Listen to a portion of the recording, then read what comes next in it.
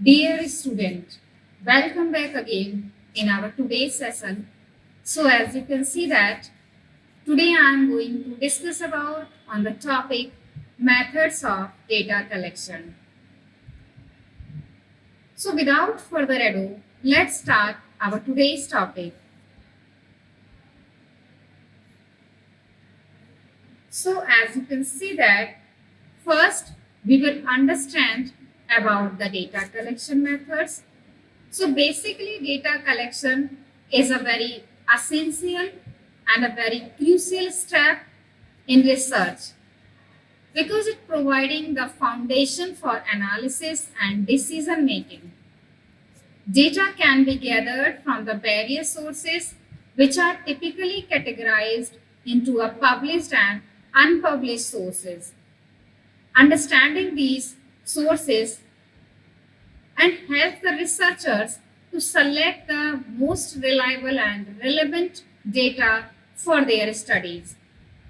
So as you can see that the first one is published sources. Under the published sources, first we will discuss about the government publications. Government regularly publish the documents containing a wide range of data covering the areas like industry, population, and economy. These documents are produced by various ministries and departments at both central and state levels because this information is collected and verified by the government agencies and it is generally reliable. Examples include like it can be an annual survey of industries and the statistical abstract of India. These publications are essential resources for researchers because they provide official statistics and insight into the country's economic status. So overall, we can say that government publishes different documents which contain of a different varieties of information of a data published by the ministries. Government publishes these statistics. They are fairly reliable to the investigator. Examples of government publication on statistics are the annual survey of industries, statistical abstract of India, etc.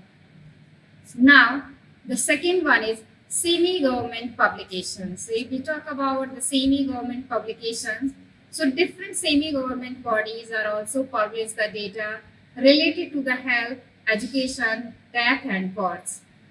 And these kinds of data are also reliable and used by the different information. And some examples of semi-government bodies are councils and municipalities, etc. So in simple terms, we can understand the semi-government and the semi-government resources. So basically, semi-government organizations such as metropolitan and the councils of municipalities also publish the valuable data, especially in the areas like health, education, and demographic information. These bodies are not fully government run but operate under the government oversight. So the data they publish is considered reliable and is frequently used by researchers and policymakers. For example, a municipality might publish the statistics on the local birth and death rates of educational enrollment figures. Now, the third one is publications of trade association. So if we talk about the publication of trade association, so basically the large trade association often have a research and a statistical departments that collect and publish the data their industry.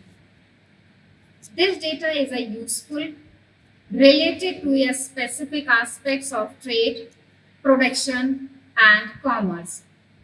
For instance, the Sugar Mills Association in India might publish the data on the production, distribution, and the financial performance of sugar mills.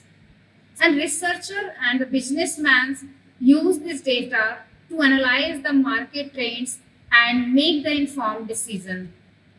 So overall, we can say that about the publications of a trade association. That means various big trade associations collect and publish the data from their research and statistical division of a different trending activities and their aspects. For example, data published by sugar mills, as I have told earlier. And now the next one is journals and papers.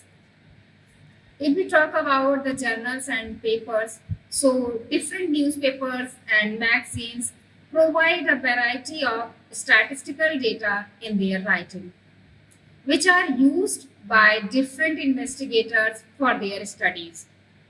So in simple terms, we can say that if we talk about the journal and papers, so newspapers, magazines, and academic journals regularly publish articles containing a statistical data. While the data from these sources can be useful, it is very important to assess the credibility of the publication and the context in which the data is presented. For example, a newspaper might publish a statistic on unemployment, or an academic journals might present the data from a scientific study. These sources are commonly used in a research but require a careful evaluation to ensure the accuracy. Now, the next one is international publication. So if we talk about the international publications, so there are so many international publications, different international organizations like IMF, UNO, ILO, World Bank, etc. publish a variety of statistical information which are used as a secondary data.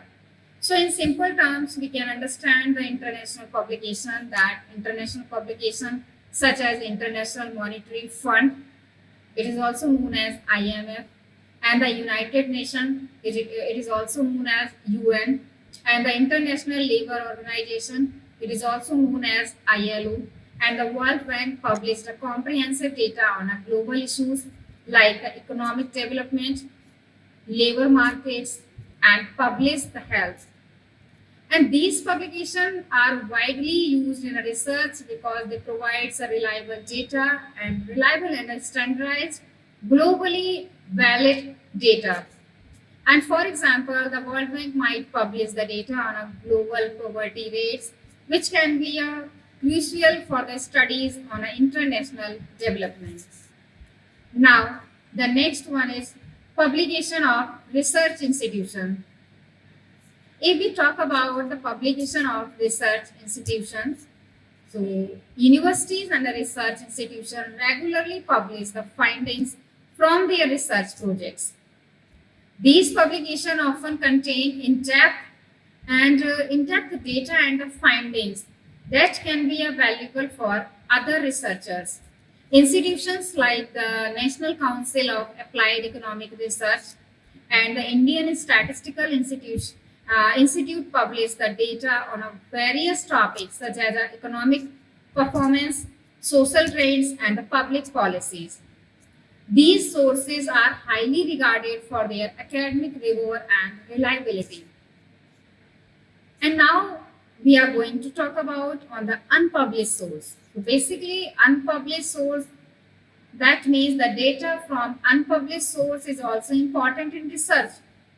That this data is a collect from the various organizations, including the government bodies, private enterprise, and academic researchers, but not made available on the public. These organizations may collect the data from the internal use, such as tracking the company performance or conducting the confidential research. For example, a professor might collect the data for a study that is not published, or a business might maintain a records of sales that are not publicly shared. while unpublished data can be valuable and it may be a harder to access and may require a special permissions or direct contact with the data holder. So overall, we can say that both published and unpublished sources provide a wealth of data that is essential for a research. For the research, published sources are widely accessible and often verified by credible organization and making them reliable for the most research needs. Unpublished sources, while less accessible, can offer a unique insights and detailed information that might not be available elsewhere. Understanding these sources and how to use them effectively is a key of conducting through a credible research. So this is all about the methods of data collection. Thank you.